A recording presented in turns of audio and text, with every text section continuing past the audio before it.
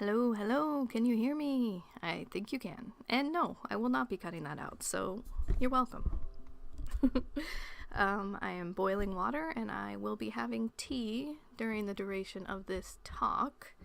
But today's topic, I have decided, is going to be the Miseducation of Cameron Post. I don't know, I feel like I'm kind of out of touch with a lot of things, but primarily the young gay world and what's popular, what's not popular, if there still even is a subcultured gay world. I know, that's ridiculous, of course there is. But I just mean, I don't know, I feel so old now. I can't really tell, like, is this even popular? Did people watch this? Did young people watch this and, like, feel it intensely like I would have when I was young? Like, I don't know, it's hard. So I'm gonna talk about this for two reasons. One reason, I read the book a long time ago and I loved the book, and there were several differences between the book and the movie. And then the other reason, of course, I actually watched the movie, so I was very excited to actually get to watch the movie, because I don't know, it's the kind of thing where you don't think there will be a movie. And not because it's not good, but because that's how most, good gay stories end up. They don't really get their movie, and they don't really get their different interpretation or their stretched out cinematic journey. So, okay, first off, this book, when I read this book, I think it had just come out. It was being recommended. I know someone recommended it to me. I don't remember who, but I picked it up and I just started reading, and I just kept reading and finished it. I think it was like right after the time I read The Price of Salt, so it was a couple years ago. And it wasn't like super popular at the time. I think anyone who read it loved it, and probably anyone who read it was a gay woman. Not to say that men wouldn't read it, or young gay men wouldn't read it and find something, to relate to within it. They definitely would. But I think for the most part, people who were reviewing it were either librarians or just women, and gay women especially. I do remember something that's really strange about this book is that for me, the first half of the book is so strong. And I think I just enjoyed the first half of the book so much that when it got to the second half of the book, I was just like, oh God, why? And I don't know if I just didn't read the spoiler and I didn't know that it was going to end up, with her at conversion camp, or I didn't know, where it was going to go, or maybe, I don't know what I was expecting, but I wasn't expecting like a happy ending or anything, but I definitely wasn't expecting it to go take a sharp right and end up in like a gay conversion camp, a Jesus camp kind of situation. It's really hard for me because how I read this book was definitely different than the author's intention, and I don't know if that was my fault or what. For one, I was imagining Cameron as a black girl. I don't know why, and I fiercely loved that about the book. I was like, oh, I love her so much.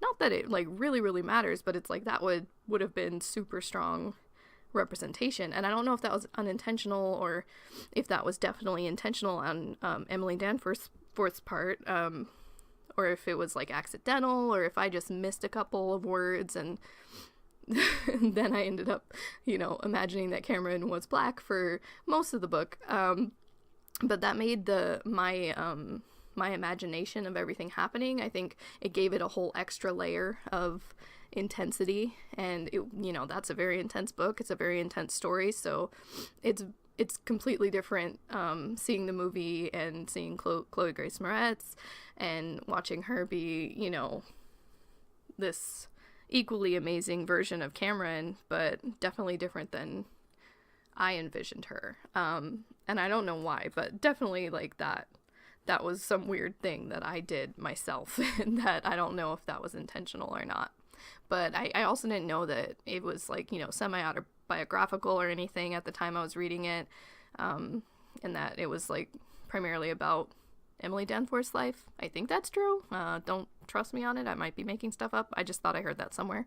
But that's a tough time. That's a really tough time. I know this pretty much, like, I didn't grow up in this same time period that's being explored here, but I was a little bit afterwards, so it's kind of close in the experience that Cameron had. It was really close to my own experience. A lot of the movies that she watched and, you know, in secret were movies that I actually watched in secret. So that was one of the things that really kind of kept me enthralled, because through, you know, the first half of the book, she's sneaking around and kind of renting these movies and having this secret life where her only happiness is, like, when she's alone or when she's imagining, like, you know, this her life with Coley, or just imagining Coley in general.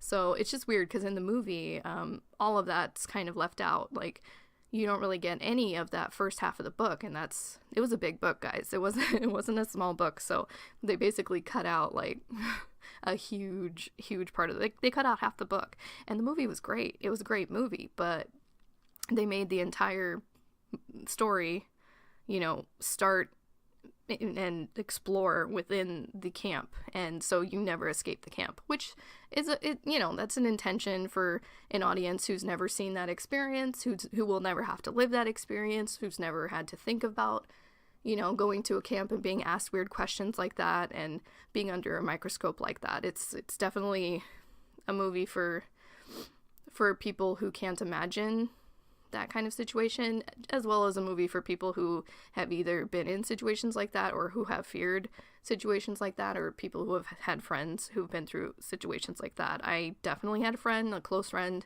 who was sent away to a camp like that. That stuff changes you. That stuff, it's toxic. It's nasty. Luckily, she wasn't in one of the terrible ones where people were beaten and all of that stuff, like, because that's still happening within the United States right now. I was driving to work this morning, you know, I just getting coffee with my girlfriend, and as we were driving, we were only in the car for like 10 minutes, but as we were driving, like, I heard this little news snippet about Massachusetts, and I don't know if it was about the governor or what, but someone saying, it was some kind of politician for Massachusetts, saying that if a bill comes across his desk that would make it illegal for there to be conversion camps within the state, he would sign it. And I'm just, like, thinking, what? It's still legal in a place like fucking Massachusetts? Are you fucking kidding me? Like, it's so weird. I'm not from here. It's very strange. It's very strange being out here, because people are, you know, they're pretty progressive out here, but then they're also the most opposite on a lot of things, and there's a lot of sexism, and there's a lot of this weird shit. Like, why would that be? Why would that be legal right now, you know? Because, I don't know, Boston, you know, exists, and that's does that mean it's, like, illegal in Boston but not in other parts of Massachusetts? I don't know. It's just weird to have such a huge hub of a city, you know, that's compared to, like, things like Los Angeles and New York and Chicago, and then to hear something like that on your way into work, like something you did not know that is terrible and horrible and bullshit. Hold on, I'm gonna go get my tea and then I'll come right back. Hopefully I remember what I was talking about. Okay, I'm back. I have my tea and it is steeping. So I was talking about, I had a friend when I was in high school, and this friend was sent to, you know, like a church conversion camp. I didn't get many details about that time, and when she would bring it up, she would just bring up that it was lame and it was bullshit and, you know, pretty much everything you would expect. But anyone who's been through any kind of, like, therapy with a bad therapist or counseling with, you know, a closed-minded, strict, conservative type of person knows that none of that shit is actually gonna fucking help you. So it's really sad, because to go through something like that so young, you have to have a really strong sense of yourself to not take things that are said to you and start to believe them, like, to not feel shame, to not think independently that the people who are talking to you, the people you're supposed to trust, who are trying to help you, to think that they're actually wrong, you know what I mean? To think that your parents are wrong, your family's wrong, your grandparents are wrong, whatever. Because my friend, that was the case. She went for her grandma, and I don't know how this came about. I don't know why this came about. It's kind of weird too, because her other siblings, like, they were all pretty gay, like, at least bisexual, both of them, and openly. So it's kind of strange that it fell onto her. It makes me wonder, like, what their journeys were, because I didn't hear about that. But yeah, she had a really bad time, and that stuff sticks with you, and it stuck with her whole life. So when the story turns to conversion camp, I was just groaned, and I was just like, of course. And also, I hate this instantly, because at the time, I think it was like everywhere, people were asking for, can we please get some happy ending stories? Can we please get some stories that don't revolve around struggle, that don't revolve around a gay person being further abused by their home situation, their living situation, their churches, whatever, all of it. So it was like really depressing when I got to that part in the book, and Cameron gets sent away, because it's the way it happened in the book was so terrible too, because in the book they basically had they had Coley, like, they had Cameron kind of like she like pleasured Coley, so Coley like had an orgasm, and then like right after that they got interrupted, and like right after that Coley like ratted out Cameron to the church, I think. And then that was what caused her to leave. So it was just like the whole, like, Adam and Eve stuff of as soon as you do something, or even like horror movie rules, like as soon as it gets sexual, you're in trouble, you're gonna die, So, I thought that was really messed up. Like, and if that was biographical at all, I'm like so sorry for her. Like, that's so messed up. Could that would happen, because that's just like salt in the wound. I mean, to have it be just like you didn't even get like to go there either, and then you're the one who gets sent to camp, and they not only did they get like an orgasm and the experience to not feel like they'll never try that again with someone, but they also don't have to go to the church camp because they're pretending to be guilty, or they're actually like repentant or whatever. I don't know. It was just like extra salt in the wounds, but I really liked the movie. And I know that when I did review the book, my review said, like, this is going to be great cinematically. Like, I hope that this becomes a movie, because this would be way better on a big screen, and cinematically it would be gorgeous. The end of the movie was more hopeful than the end in the book, just because in the book it was really symbolic and just like intense, and they end up in the water, and Cam like ends up alone floating, and she's just lost, and you know that she has nowhere to go, she has no one to call, she's on the run, people are looking for her, and it's just more dire and just honestly the worst fucking situation. So the ending in the movie is a little bit better, because in the movie, like in the book, she does have her friends with her, but they really, like, Emily Danforth really drove it forth that she was completely alone, that Cameron was completely alone, even though her friends were there. She made the point of separating her from her friends, and like having her have this like kind of like moment where she's just floating in the world and scared, which is just like, yay, what a good time, like, yay for the gay experience. But yeah, I think that ending like really, really bummed me out. Like, I knew like, oh, this is super cinematic, but it also was just like, ew, like, it just like made me so sad. I think I did cry. Like, I'm pretty sure I cried. So yay for that. And I remembered thinking, oh, good thing I didn't see this in movie form, because if I saw that ending up on screen, I would be bawling, So I don't know about it. I did like the movie though. I did like the adaptation. I loved it. I'm not really one who would want to like watch a movie about conversion camps. But I'm a cheerleader. I've seen documentaries about these camps, and I've had life experiences like with people who have been through these things, who have told me their stories. So it's not like one of those things that I'm, kind of out of the loop on, or that I can't imagine, or that I would want to dwell on, concentrating on. Like, I would love for it to stop. That would be great. Can't wait for that. But, I did like hate that this movie had next to nothing from the beginning of the book. Like, the beginning of the book was so good, the first half of the book was so good, and I think that when it came out, the book did get some negative reviews about the length of it, and about like a lot of it being unnecessary. And to me, the unnecessary parts were the most relatable and the most important and the most kind of like intimate for a gay woman who grew up, you know, anywhere between the time that Cameron grew up and the time that I grew up, which was later, you know.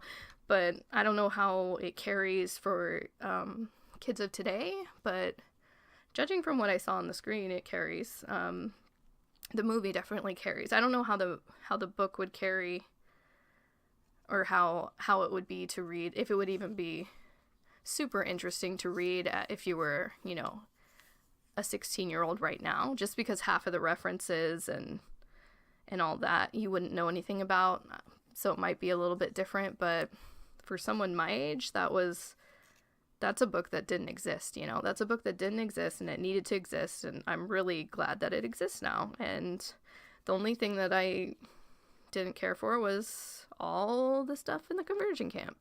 But I guess it's a good thing to have for people who have been through that situation, or people who, I don't know, think that that's a good thing to do with your children, because it's a cautionary tale of why not to do that. So anyone looking up that kind of thing should see that movie and see what happens to the kids, and see like, hey, you can't force someone to think the way you think, and you can't force someone to be the way you want them to be, you know. But I just remember thinking, I really hope there's a sequel to this book, because the sequel to this book will be a lot better than this book, you know, because the sequel to this book would be the actual, like, good story of, like, Cameron actually not being in an abusive home, Cameron actually being herself, Cameron being accepted, Cameron finding mutual care, you know. So I still really hope that. I don't know if that'll ever happen. I know that Emily Danforth is probably still writing. I haven't really looked her up, but I know she like teaches writing, so she's probably still writing. Hopefully she'll make a second one. That book won some awards, so I'm sure that people would love to publish her again immediately. If she's probably already been published and I just don't know what I'm talking about, but I'd have to look it up. But yeah, so I would recommend the movie. I would recommend the book. Obviously, there are some dark themes. Some bad things happen. I didn't really talk about the worst thing. While in the conversion camp, someone commits suicide, and it's... Wait, is that what happens, or does he just burn himself? I can't remember. It's been a while since I read the book and saw the movie. I just wanted to talk about them a little bit, because I knew I wanted to make a little synopsis about it. Let me see. Okay, I was lingering on Rotten Tomatoes, and I saw this little synopsis. I'm only going to read a part of it, but it says, "For anyone who has seen But I'm a Cheerleader, The Miseducation of Cameron Post is pretty much a remake by way of dropping the John Waters kitsch for a Sundance-based aesthetic." Which is like, yes, it's exactly how you should describe it. Like, everything about this film felt like it belonged at a Sundance Film Festival, you know? So, true. Okay, just because I'm curious, I went on to Goodreads and I'm looking at the bad reviews, just because, to give you a sense of, you know, how horrible people are. But this person says, "This book was awful. If the author had cut out fully half of the rambling, going nowhere storylines and spent that energy developing the characters more, it would have been much better. After all the hype and good reviews, I was really very hopeful that this would be a good one, but I found myself struggling through a few chapters a night, hoping it would get better, but it never did. The poor main character had all the makings of a classic heroine, but never got there." And it's like, that's pretty much, if people left negative reviews, it was either because they couldn't finish it, or they didn't understand, like, why there was so much detail going into it. And it's like, I don't know, I love books that have more detail, and I love books where you don't know where it's gonna go, but this one didn't really feel like it was rambly to me. And I don't know if that's just because I'm older, so a lot of things I really related to, and especially like the slow build of like Cameron being into Coley, like I was completely on board with. And then, you know, for her to be kind of having this like intimate friendship with a boy, and he was so sweet, and like honestly in the movie he doesn't get the same sort of treatment. He's a lot sweeter in the book, and you really care about him. So it's just kind of sad because they really did take almost everything from the first half of the book, and they kind of trashed it or threw it in the shredder, and then they played up everything that happened in the conversion camp. See, like here's another one, dreadfully boring. 90 pages in, and I just couldn't bring myself to continue reading it. It's another person. Did not finish. Another person.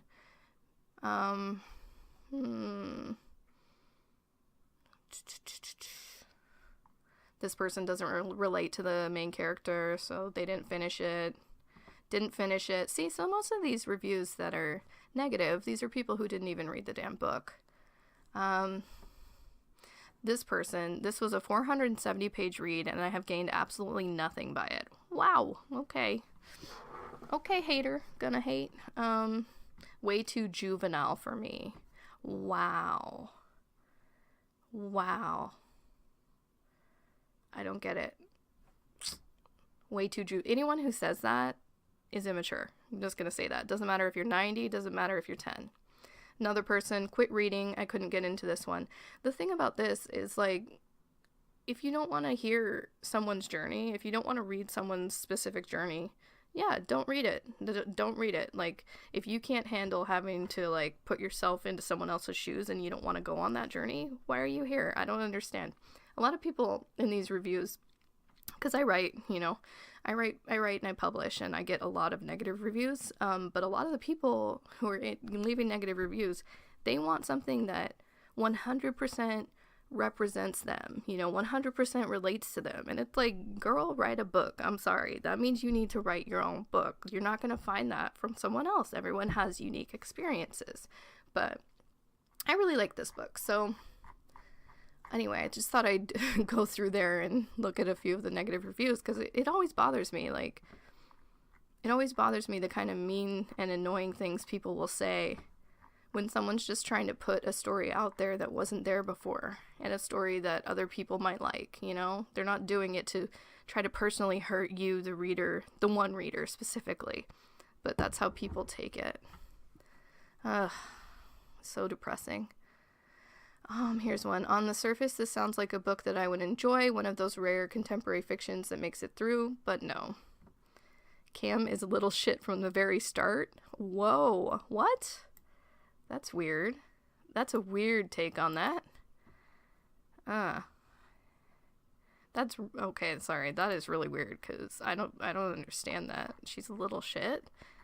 The book starts, and she's been kind of like, her parents have died, and she's been forced to move in with her aunt, I think, and she's just like trying to make, you know, everything work, and it's just sad, like, because her aunt's controlling and her aunt's religious, and this just happened to Cam, you know? So, I don't know, that's a weird thing to be like, oh, Cam's a little shit from right from the start. Like, wow, you have no empathy. You're also a dick. Personal opinion. But, okay, so if you have any questions about this book or this movie, oh wait, I forgot to say, Chloe Grace Moretz was, like, hot in this movie. Not that she's, like, not hot ever, but maybe I just never looked at her that way, because I always seem kind of young, and I'm older than her for sure. But she was hot in this movie, and she played Cam so well.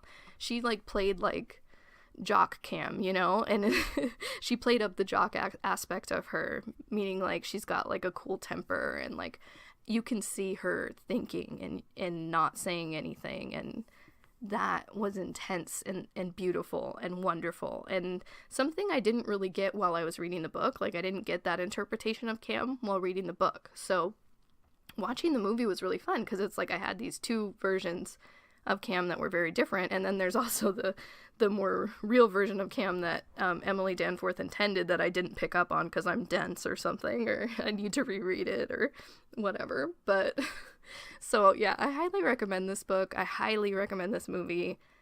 It's not as, like, the movie's not as dark as the book felt to me. Like, because even though the movie does concentrate mostly on the conversion camp, it more, like, tells the story in like, vignettes, and it's really kind of quick and doesn't linger too long. Because, like, for me, when reading the book, as soon as you got to the second half, it just got dark, and then it got darker, and then it got darker, and then it ended. So it just ended on, like, the darkest shit ever, and then it was over. So the movie was a more positive, a more positive version of the book, I think, and it left you with a little bit less of the pain and a little bit less of the darkness. So I would recommend them both if you are older, like, if you grew up, I don't know, when this book was supposed to be set, which I don't even really know, but I remember when I was reading it, I was like, oh, this is like older. But if you grew up, like, in any of, like, if you're at least 30, like that, this is a good book for you. This is a great book for you to read because there's a lot to relate to. But if you're 40, definitely this would be a great book for you. If you're 50, maybe, I don't know, because it might have been set in the 80s, I'm not sure, but I just remember it was really sweet right away, and it was really relatable to me right away. The life before computers. I didn't have the country life, though, so it would be even more relatable for anyone growing up in the country who's kind of restricted in what they can do and where they can go and how strict people are. But if you have any questions, or if you want to hear me talk about anything else, go ahead, drop me a note anywhere. Hopefully I'll find it. And then it looks like this book is available in the Kindle store for $1.99 on Amazon. So if you haven't read it, I definitely recommend it. I don't know.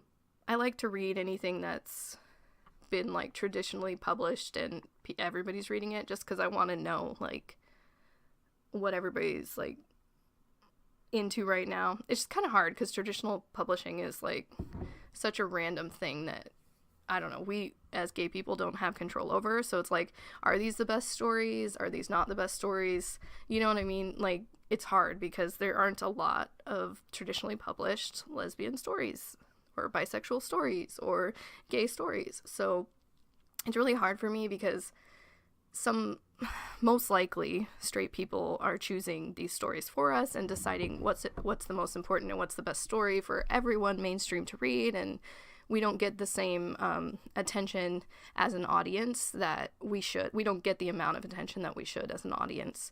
We should be able to decide which stories we actually want to hear and which stories as a community we are drawn to. So it's kind of sad, like, because this was great and it was a story that was not out there before, but who's to say if there aren't, like, a million stories better and like it and better that have been rejected by publishers and all that nonsense. Like, I'm definitely glad that this book is out there and that this book got its movie.